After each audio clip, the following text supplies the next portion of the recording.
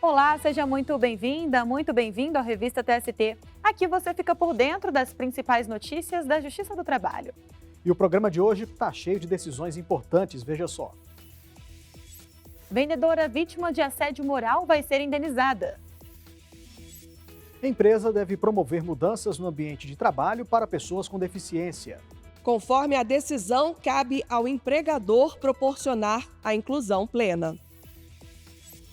E ainda, Ordem do Mérito Judiciário do Trabalho homenageia personalidades civis e militares. Essas e outras notícias agora no Revista TST.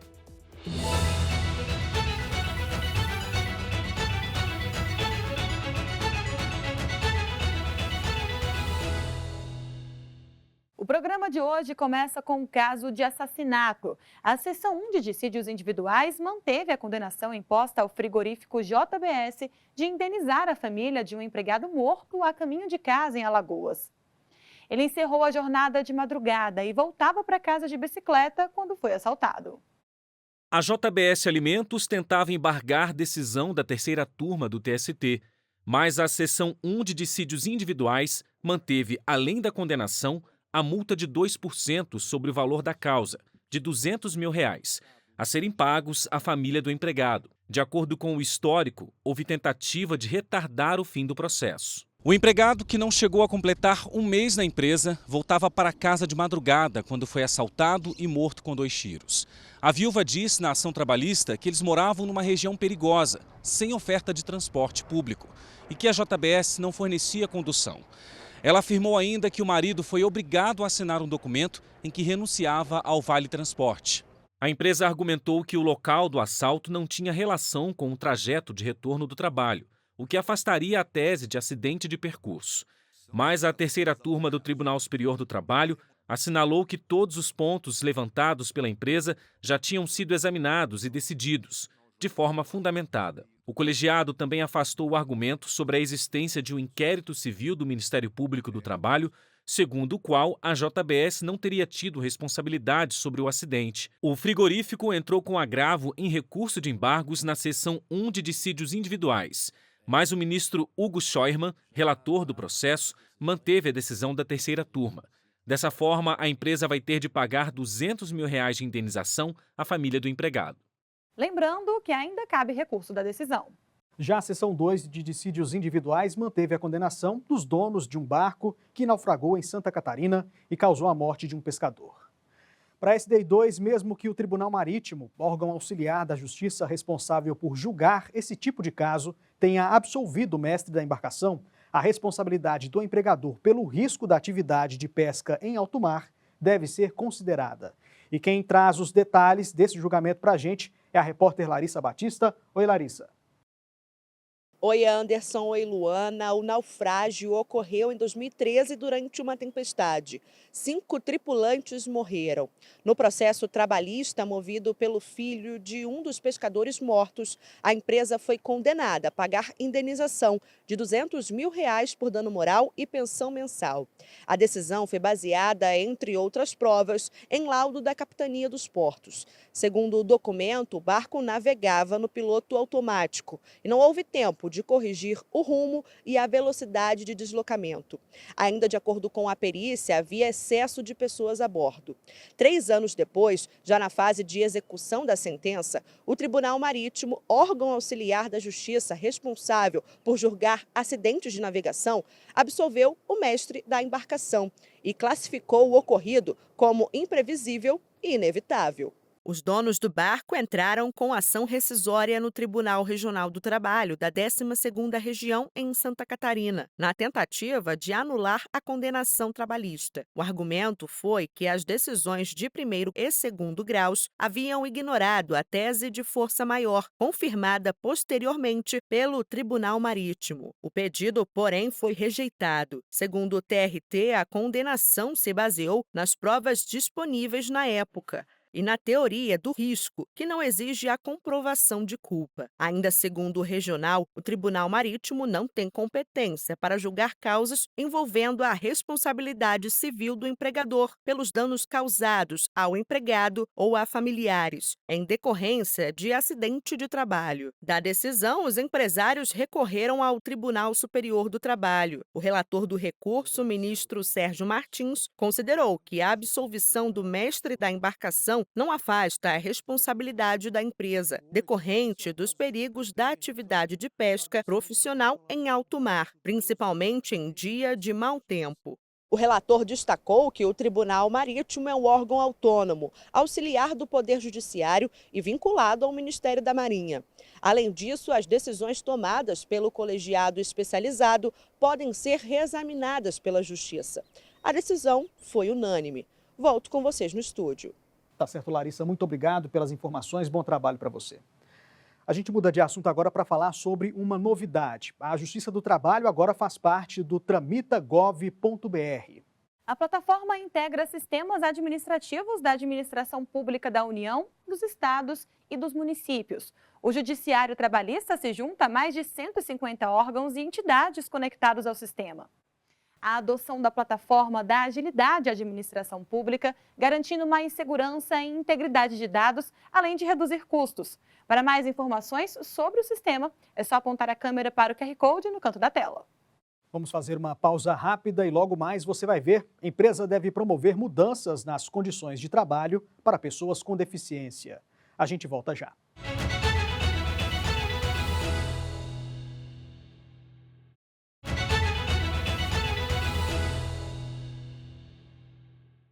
As sessões das turmas do tribunal ocorrem às terças e quartas-feiras. Fique agora com os principais julgamentos. Uma concessionária do Rio de Janeiro vai ter de pagar indenização a uma vendedora vítima de assédio moral. A terceira turma elevou o valor da condenação, fixado em primeiro e segundo graus. Para o colegiado, além de reparar o dano, a medida precisa ter caráter pedagógico para a empresa. A vendedora trabalhou na concessionária por mais de 6 anos. Na reclamação trabalhista, ela disse que o assédio moral era praticado pelo gerente e por um dos sócios da empresa. A mulher alegou que era exposta na frente de colegas e de clientes, já que as reuniões para discutir as metas eram feitas na sala de vendas. A empregada contou ainda que era ofendida com palavrões. Por isso, pediu indenização por dano moral.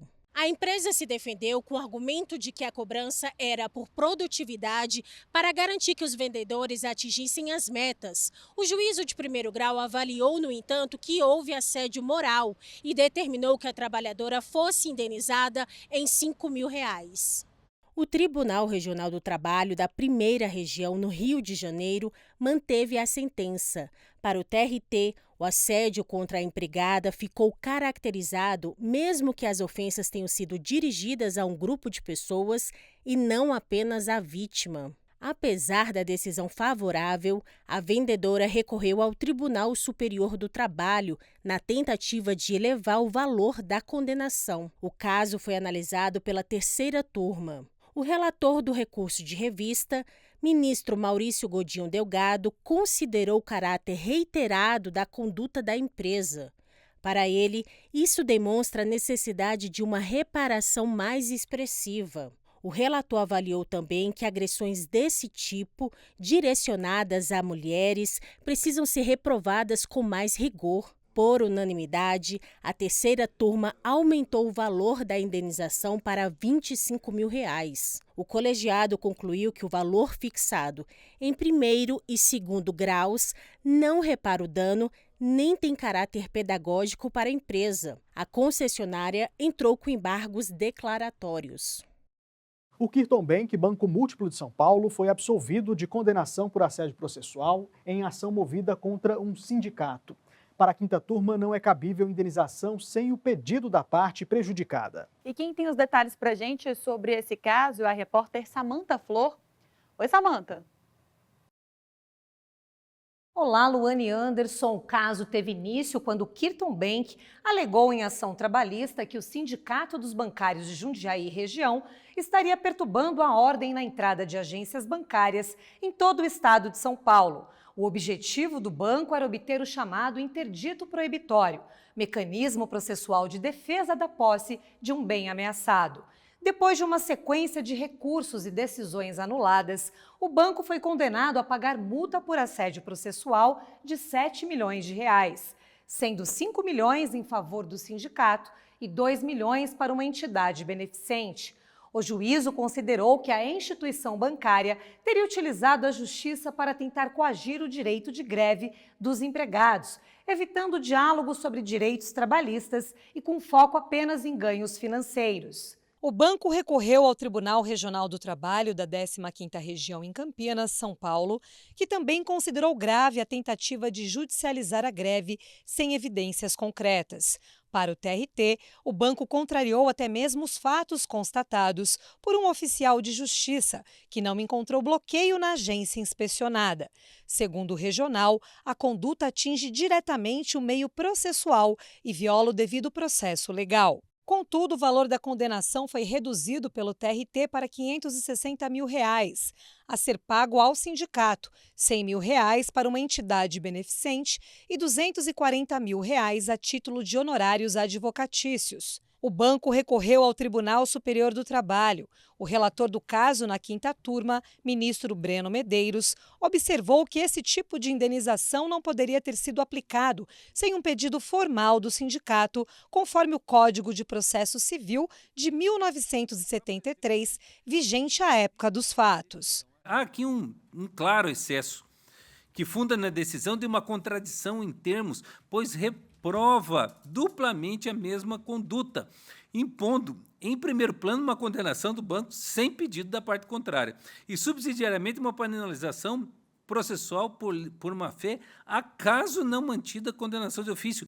A decisão foi unânime e não cabe mais recurso. Volto com vocês no estúdio. Tá certo, Samanta. Muito obrigada pelas informações. Obrigado, Samanta. Até a próxima. A Lei Brasileira de Inclusão assegura às pessoas com deficiência plena participação no mercado de trabalho. A legislação prevê o direito à adaptação razoável e às tecnologias assistivas. Já a recusa a fazer adequações é considerada discriminatória. E foi com base nessa lei, Luana, que a 7ª turma manteve determinação para que a Equatorial Piauí Distribuidora de Energia, a antiga CEPISA, promova mudanças nas condições de trabalho. Na ação civil pública, o Ministério Público do Trabalho relatou que a CEPISA tinha, na época, 33 pessoas com deficiência, algumas com sérias dificuldades de locomoção, lotadas em vários municípios do Piauí. Contudo, em diversos locais, havia problemas de acessibilidade. De acordo com a perícia, a empresa deveria instalar rampas ou plataformas elevatórias em espaços de uso comum, como relógios de ponto, salas de treinamento e setor de saúde. Também deveria providenciar sinalização adequada, inclusive em pisos e passagem acessível para locais com catracas. Em defesa, a CEPISA sustentou que a maioria das instalações estava adaptada às necessidades e que as demais adequações exigidas em lei estariam sendo implementadas. Com base em laudo pericial, o Juízo de Primeiro Grau e o Tribunal Regional do Trabalho da 22ª Região no Piauí condenaram a empresa a promover as reformas e as adaptações indicadas no prazo de 18 meses, sob pena de multa. Ao recorrer ao TST, a empresa argumentou que o Poder Judiciário estaria invadindo a competência do Legislativo ao dar uma decisão com comando abstrato, obrigatório e com previsão de sanção, com todas as características de lei e repetindo textualmente uma legislação formal já existente. Na 7ª turma, o relator ministro Agra Belmonte observou que os tratados internacionais mais recentes sobre o assunto, reconhecidos pelo Brasil, representam uma mudança de paradigma, uma vez que abordam a deficiência a partir da interação do indivíduo com as barreiras sociais. O relator lembrou que, em complemento às normas internacionais, a Lei Brasileira de Inclusão prevê às pessoas com deficiência o direito à adaptação razoável e às tecnologias assistivas. Segundo o ministro, no caso concreto, uma vez verificada a falta de acessibilidade e de adaptações razoáveis, cabe ao empregador agir para eliminar as barreiras encontradas e promover a inclusão plena. Ainda de acordo com o relator, a ação se aproxima do conceito de processo estrutural, em que o judiciário tem a capacidade de sanar uma situação de ilicitude ou desconformidade continuada por meio de soluções estruturantes, que modifiquem a realidade a partir de correções na base dos problemas. Ele assinalou também que as demandas estruturais são cada vez mais comuns no judiciário. Como exemplo, citou diversos casos em andamento no Supremo Tribunal Federal. A decisão foi unânime, mas ainda cabe recurso. E por falar nesse assunto, o Centro Judiciário de Métodos Consensuais de Solução de Conflitos, o Sejusc-TST, vai realizar de 16 a 20 de setembro uma série de audiências de conciliação em processos envolvendo pessoas com deficiência. Essa iniciativa está ligada à Semana Nacional da Luta da Pessoa com Deficiência. Também serão promovidas outras ações de conscientização e engajamento em parceria com os Sejuscs dos Tribunais Regionais do Trabalho para fortalecer a inclusão e facilitar o acesso de todas as pessoas à justiça. Os resultados da pauta temática de conciliações vão ser divulgados no seminário Ativismos para a Luta Anticapacitista no Trabalho, que será realizado na sede do TST em 23 e 24 de setembro. E no próximo bloco vamos ver como foi a cerimônia da Ordem do Mérito Judiciário do Trabalho, que homenageou personalidades civis e militares. É daqui a pouco.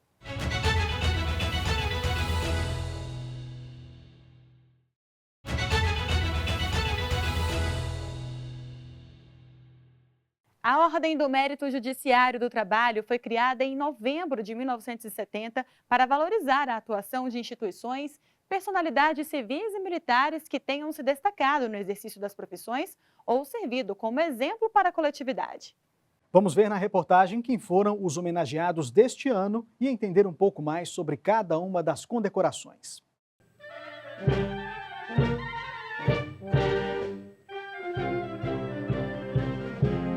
Foram 55 personalidades homenageadas e 2 instituições, escolhidas pelos ministros do Tribunal Superior do Trabalho e pelo Conselho da Ordem do Mérito Judiciário do Trabalho. Para o presidente do TST, ministro Lélio Bentes Corrêa, a condecoração demonstra a notoriedade da justiça trabalhista. Temos aqui membros do Parlamento, autoridade do Poder Executivo, vice-presidente da República, o que dá conta, mais uma vez, da importância do seu trabalho para a sociedade brasileira e do seu prestígio entre as instituições da República. A Ordem do Mérito Judiciário do Trabalho é concedida anualmente em 6 graus. A honraria máxima, o grão colar, foi entregue neste ano ao presidente do Supremo Tribunal Federal e do Conselho Nacional de Justiça, ministro Luiz Roberto Barroso. É sempre um prazer estar aqui no Tribunal Superior do Trabalho, que presta um importantíssimo serviço ao país e particularmente sob a presidência do presidente Lélio Bentes Corrêa. Homenagem boa é assim, quando a gente está vivo, né? Que dá para a gente celebrar em vida, mostrar para os filhos. A Defesa Civil do Estado do Rio Grande do Sul recebeu a honraria pela atuação durante as enchentes que causaram a morte de quase 200 pessoas e deixaram centenas de municípios em estado de calamidade. O coronel Jacob Aristeu Pinton representou a instituição e agradeceu o reconhecimento do tribunal pelo trabalho desempenhado durante um período difícil para os gaúchos. Todo o estado ele foi impactado direto e indiretamente, então nós tivemos assim várias frentes, várias equipes trabalhando, nossos recursos se esgotaram, contamos com a ajuda da União, dos estados vizinhos, todos os estados, praticamente todas as defesas civis do Brasil se irmanaram conosco. Outra instituição homenageada foi a Fundação Baquiana Filarmônica, que apoia e incentiva o desenvolvimento de atividades para a formação musical e cultural. Idealizada pelo maestro João Carlos Martins, a Baquiana Filarmônica foi representada pela esposa dele, Carmen Silva de Araújo Martins. Essa homenagem representa o reconhecimento do trabalho e do sonho do maestro de deixar um legado de democratização da música clássica e de amplo acesso a essa arte tão preciosa a todos os segmentos da sociedade. Fique agora com mais destaques da Justiça do Trabalho. O presidente do TST, ministro Lélio Bentes Corrêa, participou do Encontro Regional de Integridade Judicial para a América Latina e o Caribe. A conferência ocorreu no Superior Tribunal de Justiça e teve como objetivo o compartilhamento de boas práticas de prevenção e combate à corrupção. Já está no ar o ranking da Transparência da Justiça do Trabalho. O painel reúne os resultados dos Tribunais Regionais do Trabalho e do Tribunal Superior do Trabalho de 2022 a 2023. A proposta é ampliar o acesso a informações de interesse público. Estão abertas as inscrições para a vaga da magistratura de primeiro grau no Conselho Superior da Justiça do Trabalho. A eleição será realizada em setembro, durante a sessão administrativa do Pleno do TST. A medida está prevista na Lei 14.824 de 2024, que ampliou o número de conselheiros de 11 para 12, sendo uma vaga específica para juiz ou juíza do trabalho. O Revista TST fica por aqui. Muito obrigada pela companhia. Nos acompanhe também pelas redes sociais do Tribunal. Na semana que vem tem mais. Até lá!